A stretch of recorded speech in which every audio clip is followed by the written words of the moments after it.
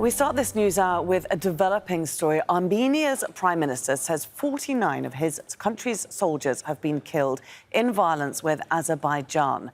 Now, the fighting began along their shared border early on Tuesday.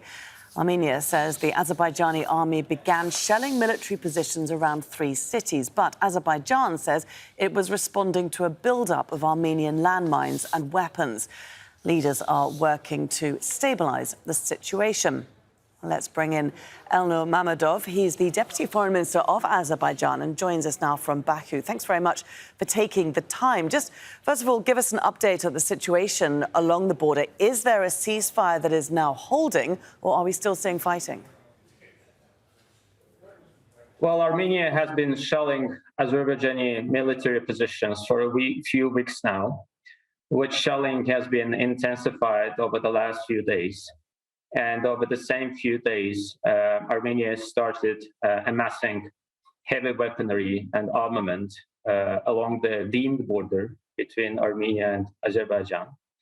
And what happened overnight was the large-scale provocation by Armenian military against Azerbaijani positions, as well as the shelling of employees and civilian infrastructure. As you are well aware, Azerbaijan has been engaging in large-scale reconstruction efforts in those liberated areas in Lachian and Kalbajar districts, which have been heavily shelled by Armenia over the last few days. OK, because, of course, Armenia says that the Azeri army began shelling and, indeed, that 49 of its soldiers have been killed. We are always facing such kind of statements by Armenia. We're not interested in this blame game. Azerbaijan has no interest in any escalation along the deemed border with Armenia, not least because of the large reconstruction and rebuild exercises that we've been taking. Has Azerbaijan suffered any losses? Yes, we have suffered losses. There are casualties among Azerbaijani military personnel, and there will be reports coming soon.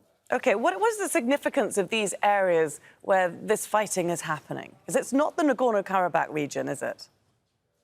This part is not part of Karabakh. This part of the escalations overnight, they took place over the deemed border. And the reason I'm calling it it's a deemed border is exactly because of almost a 30-year occupation of Azerbaijani sovereign territories by Armenia, which did not allow us to start the delimitation and demarcation works with Armenia. And only following the Second Karabakh War that we first entered following the occupation, Kalbajar and Lachian districts. And only in May this year, the first time the Commission on Delimitation and Demarcation met on the border, on deemed border between Azerbaijan and Armenia on May 24th.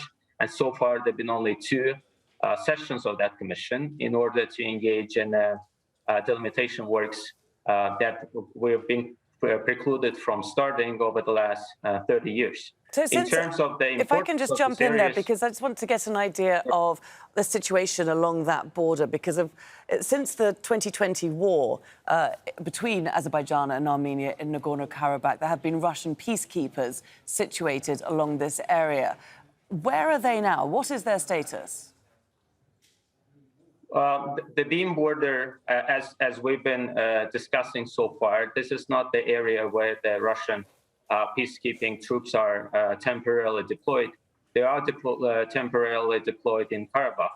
And the situation from time to time, we also face escalation and shelling by occupying Armenian forces, which are still there in Karabakh, despite the obligation that Armenia took in accordance with the November trilateral statement that ended the Second Karabakh War to withdraw all the occupying forces that have been there for 30 years from Azerbaijani sovereign territories. And as been admitted by the high-ranking officials of Armenia just a few weeks ago, the troops are still there, which is a cause of a serious concern for Azerbaijan, which is a clear violation of that trilateral statement. OK, France is saying that it's going to take this recent conflict to the UN Security Council. It's going to raise it there. Is that something that you support? Do you support the EU's role in finding a long-term solution, a peace treaty with Armenia?